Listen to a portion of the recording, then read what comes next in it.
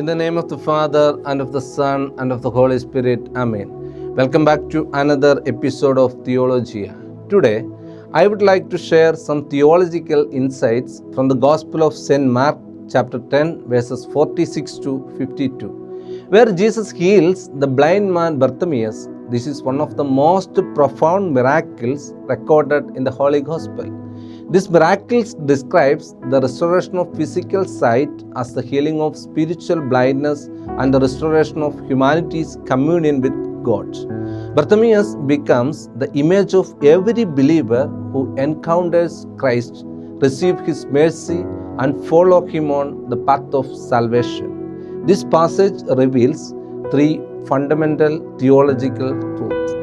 Firstly, spiritual blindness, humanity's need for divine illumination. Bartimaeus' physical blindness symbolizes the spiritual condition of humanity after the fall. Sin has darkened the eyes of the heart, making human beings incapable of fully knowing God apart from His grace. Although many possess physical sight, they remain spiritually blind because they cannot perceive the truth revealed in Christ. We describe Christ as a light who dispels the darkness of sin.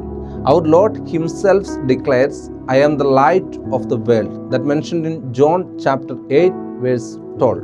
Apart from Him, humanity remains in spiritual darkness.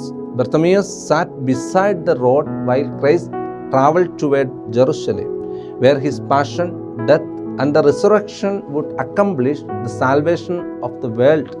Spiritually, this portrays humanity separated from the way of life until it encounters the Savior.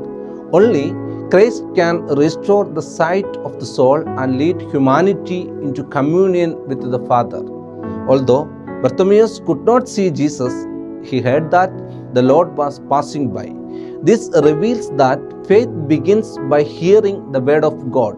As St. Paul teaches, faith comes by hearing, that mentioned in Romans chapter 10, verse 17.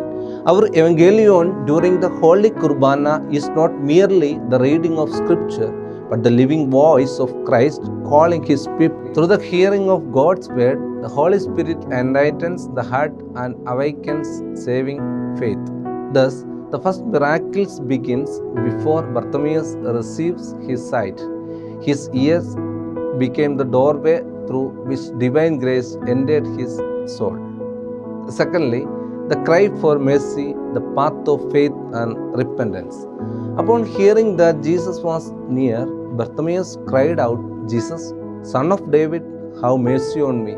This brief prayer contains a complete confession of faith. By calling Jesus the Son of David, Bartimaeus acknowledged Him as the promised Messiah. By pleading for mercy, he confessed his complete dependence upon God's grace. This prayer reflects the heart of our spirituality. Throughout every liturgical service, the Church repeatedly prays Kyrie eleison, which means Lord have mercy. Mercy is not merely God's compassion towards sinners, it is His healing grace that restores fallen humanity to communion with Himself. Many attempted to silence Bartimaeus. Spiritually, this voice represents everything that hinders the believer's journey towards God's temptations: pride, worldly distractions, fear, discouragement, and spiritual opposition. Yet Bartimaeus refused to remain silent. The Gospel says that he cried out even more. Thus, perseverance is an essential mark of genuine prayer. True faith continues to seek Christ even when the soul experiences trials or apparent silence. God never ignores the humble cry of the repentant heart. When Jesus stopped and called him, Bartimaeus immediately threw aside his cloak and came to the Lord. This action is a sign of repentance. The cloak symbolizes attachment to old life. Before receiving divine healing, the believers must renounce sin, pride, and every obstacles that prevent complete surrender to Christ.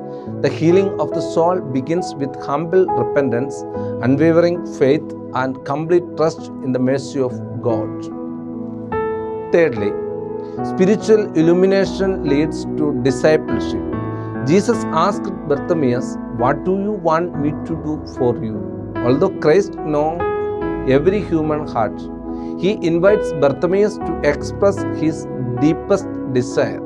His answer was simple, "Rabboni, that I may receive my sight."